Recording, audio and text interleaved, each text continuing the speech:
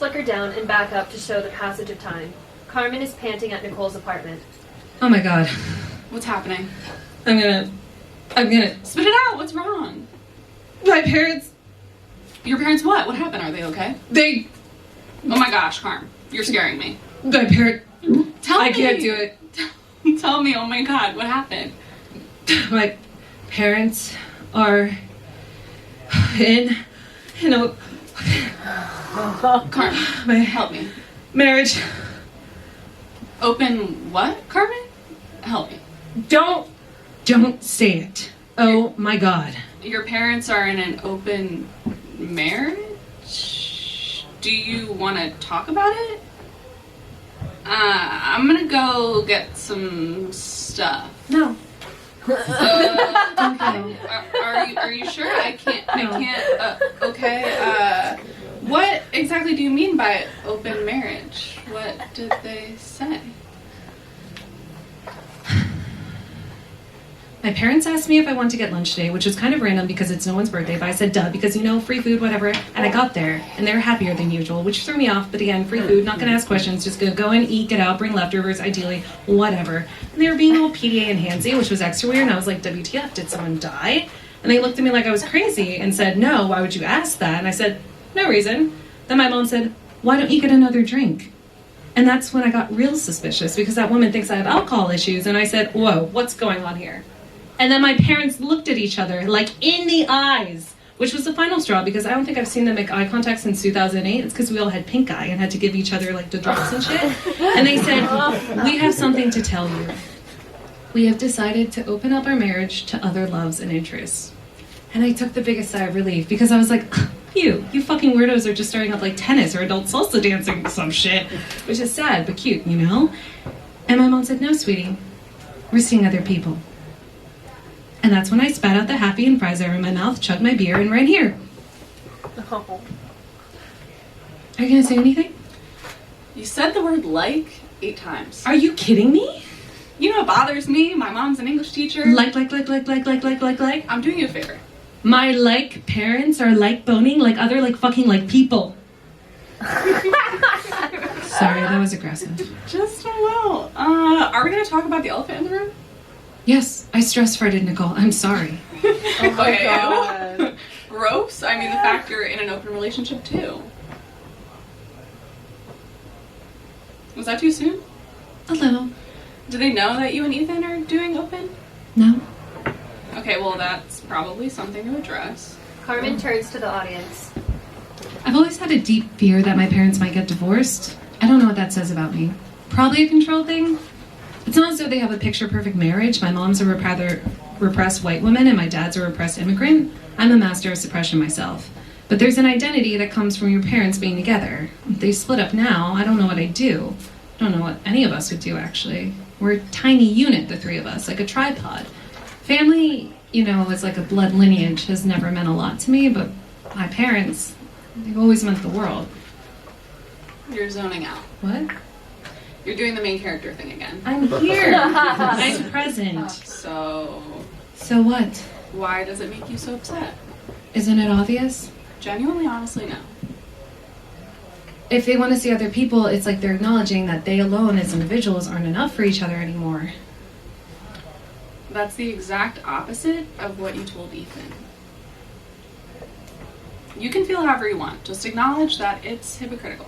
They're my parents. They made vows. They're human beings with thoughts and desires like us. Would you rather them be dishonest with each other or with you? I don't know. Sometimes a little white lie is nice. I told Ethan about fucking my dildo and now my relationship is over. What are you talking about? He doesn't look at me the same.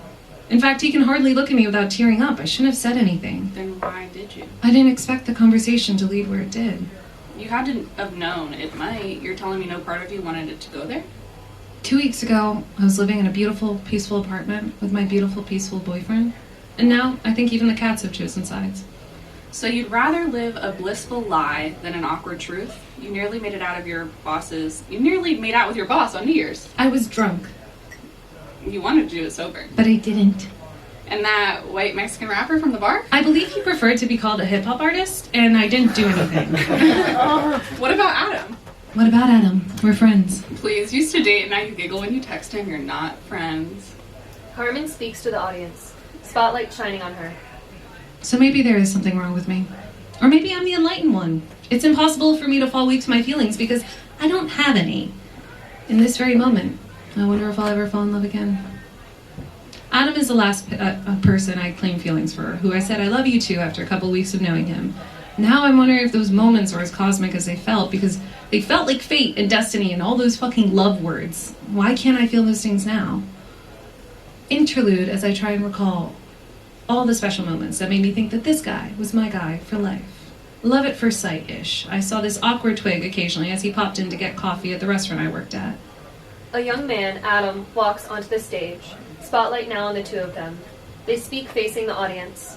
The more he came, the more nervous I got. It was butterflies, a concept once seen as a sign of true love, which is now continually disputed by dating podcasts, but that's definitely what he gave me.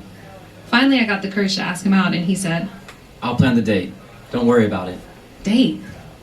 In that moment, I realized I'd never been on a first date in my life. For me, a first date usually entailed taking 10 shots of vodka, waking up naked, and sprinting for the door, but we went on a date, a legit date, and it lasted 4 hours. We started off at a concert, then to a rooftop bar, drinking Bud Lights and then rosé on the hottest day of the summer. Every sentence out of his mouth had me entranced, and no, it wasn't Shakespeare, but rather things like, I could eat pepperoni pizza every day and never get tired of it. You're not a vegan, are you? he was the manager of an upscale tapas and wine bar, so I knew his taste was both refined and a little trashy, like mine. He wasn't the pretentious man I feared he was, and when he kissed me, I knew he wasn't the shy boy I imagined either. I didn't want the night to end. I hadn't even realized that 4 hours had passed. I thought maybe he'd invite me back to his place. I really hoped he would, as he's kissing me passionately at the train station, but he didn't, which for normal people is a sign of, I'd like to see you again. I quite literally ran to tell my best friend about the date. She was astonished by the light in my eyes, the glee in my usually monotone voice. So was I. I wouldn't say I was hooked. I'd been duped by enough lanky boys of his nature to know better than to put my feelings on the line. I still went to Cape Cod that weekend with my friends and found a very attractive football player to have sex with on the beach. But in the back of my mind was Adam. Our next date was an exquisite dinner at a place in our restaurant group. We talked so much we barely touched our food, but I was so nervous I hardly had an appetite. We'd already talked about following up dinner with going back to his place, and when dessert came, we agreed. We should get out of here. And we did. And we had sex, and I sprinted out immediately after. His dog chewed up my underwear, so I left commando, but with my dignity still intact. The next time we hung out was after a double of mine. When we went back to his place, and mid-sex, we stopped to have a talk. I don't want to see other people. He was 28. Once you hear 23, not seeing other people is basically like saying, Will you be my girlfriend? plot twist, I was moving to New York City in a month. It's weird, even writing it now gives me feelings I'm not used to. Not butterflies, more like heartburn, but in an overwhelming, all-consuming way. Is love actually love if it's all-consuming, or is that lust? I should probably say I've done this before. I have a tendency to fall for people who I know are going to leave me, except this time I would be leaving him, which felt like some improvement for me. Do we even have a choice to let ourselves love entirely? I think it's true that love comes when you're not looking for it. As a sign of certain growth, I decided not to push a relationship. I was about to live in New York City with quite literally my two best friends, after all. I was content leaving believing that maybe this was my guy, just not our time. Adam leaves the stage. Lights up. Carmen begins taking her clothes off, leaving just her bra and underwear. What are you doing? There's something I need to do. Lights flicker off and on. Carmen and Ethan are now sitting on the floor in their undergarments. What are we doing? We're talking. Why are we talking in our underwear? Because we can't afford couples therapy. Is this what happens in couples therapy? I just wanted to let it all out. No barriers, no masks, just you and me. So it's purely symbolic. Are you aroused? No, I'm cold. God, Ethan, do I even attract you anymore? Normally, yes, but not when my balls are up in my stomach. Have you slept with anyone? Are we really going to talk about this? Open means open. No. Did you? No. Really? It just doesn't feel fair. I don't want to be out here slinging my coochie around while you're at home watching Archer. God, I hate it when you say coochie! Did you make out with anyone? Did you at least jerk off? No, Carmen. I haven't done anything because I have absolutely no clue what I'm doing. I don't know how to go out and get laid. It's not something that I do. I feel creepy hitting on girls in public. So do I download a dating app? If so, what do I say? Not looking for anything serious, just sex? Yes? No! People want relationships. Monogamous relationships. They don't want some lanky Jewish boy with a girlfriend. I want more than sex from a person. I want a connection. But I also don't want 2 girlfriends. You're plenty enough. Don't look at me like that. What are you feeling? Guilty and isolated. It's not like I don't feel shame for the thoughts that I have. I want a relationship. I want a relationship with you. But not this. Not the apartment and the cats. I do want that. I just want more. that. And if I'm not capable of giving you that, you don't think you'll ever want to be with just me? To the audience. I look like a dick right now, don't I? I know. I'm a rather impulsive person. I kind of like that about myself. Want to get a tattoo? Sure. Want to date for a month before I move away? Absolutely. Let's break up. Let's hook up. I've done it all. I wouldn't necessarily do it all again, but no regrets. Well, some. Some really good things have come into my life because of my tendency towards yes. I like to feel in my free time with anything and everything, and in my mind, I just assumed I was experiencing it all, a rush of life, but in reality, I was so overstimulated, I was almost numb. I move so fast sometimes, I don't even realize what's hit me until I'm forced to lay in a pile of my shit. It's sort of like blacking out. How can you process anything if you don't give yourself time to feel? And not those initial butterflies or that simmering heartbreak, I mean feel it all. I know not everyone has to be the greatest love of my life, but it makes the random assortment of things on this planet feel purposeful. My friends, my partner, the city, the loves of my life. It means something, right? To Ethan. I can't tell you what I'll feel a year from now or even a week from now. You don't want this, which is fine. I'll accept that what I want might not be for everyone, but I'm not going to be made to believe that's not for anyone. Are we breaking up? I'm hurting you. My actions, my words, I'm hurting you, and that kills me. You don't think that this can be worked out? I don't know what I'm doing. Can I ask one thing? Of course. Did you ever cheat on me? No? Did you want to? I would never want to do anything ever at all that would hurt you. Okay. But I've been attracted to people that if you weren't my boyfriend, I would have pursued. Okay. I don't understand you. I don't understand me either. Lights slowly go down. Who's That Girl by Eve starts playing. Or Disco Inferno. Or maybe Tambourine by Eve. We love Eve. A song that makes you want to shake your ass. Or maybe the budget doesn't include music rights and it's just in Carmen's head. But the lights go up and we find Carmen dancing in her underwear. After an appropriate amount of ass shaking, Nicole enters. Hello? What's up? What are you doing? You look so pretty. Do you want a glass of wine? I have some more over there. She points off stage, spinning around a bit too quickly and falls over.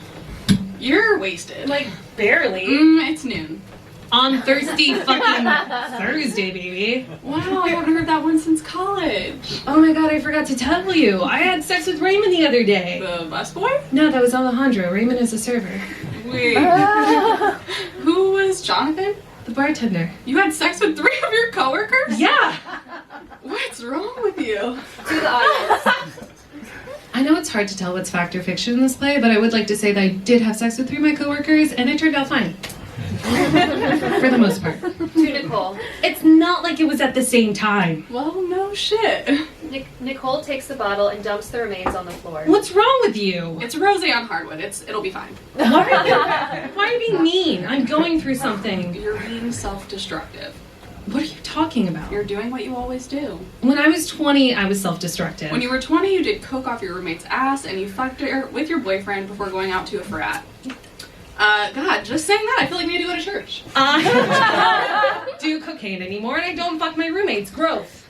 That's growth? Really? Okay, my turn. Spotlight on Nicole. Here's the thing about Carmen. I'm convinced if she met half of the world's population, she would fall in love with him. She's my best friend, so I think I have reign to speak freely about her. I don't understand her. She'll take a cucumber up her ass, but intimacy scares her. In college, I had to convince her not to drop out of school to become a porn star. True story. And no, I'm not prude, and yes, I'm sex positive, but she does things, and half the time she couldn't even tell you why. She doesn't ask permission, and she sure as shit does not ask for forgiveness. What are you doing? What you always do. I'm fucking sad, okay? So you slept with 3 of your coworkers in 2 weeks? To Okay. the audience. It wasn't 2 weeks. Well, maybe. Fuck! I love him. I love him in profound ways I didn't even know were possible. He's my home. You didn't even want to be with him. That's not true. I know you don't want to hurt people, Carmen, but you put yourself into these situations that you think you want, and then you feel trapped and you find the messiest possible way to escape it. You need to figure this out. Not Ethan, not Adam, not anyone, just you. To the audience. Spotlight on Carmen. If you ask me about a singular film that shed a lot of insight into my life, it would have to be the 2016 film Pizza That Ass by Riley Reid. It's an uplifting coming-of-age tearjerker about a young pizza delivery girl who gets, I don't know the politically correct term, but she has an orgy with 5 guys. It's beautiful, truly. I've rarely seen someone that happy. And you might say it's acting, but I know it's real. When she says she's never seen that many dicks at the same time, you almost believe it. I know there's plenty of issues with mainstream pornography, but truthfully, Riley Reid has played an important role in my life. She was my Jedi Master, and I was her Padawan. I always liked sex, but she taught me to thrive in it. I did almost drop out and go into porn at 19, but instead, like any aspiring writer, I wrote a TV script about it instead. Why am I telling you this? I don't know. I guess I grew up to believe, among many other stupid things, that men are the horniest creatures on the planet and they only want sex from you, but from my experience, I found mostly the opposite to be true. When you grow up continuously hypersexualized and simultaneously slut-shamed, you have one choice. Make sex your superpower. Lights up. Carmen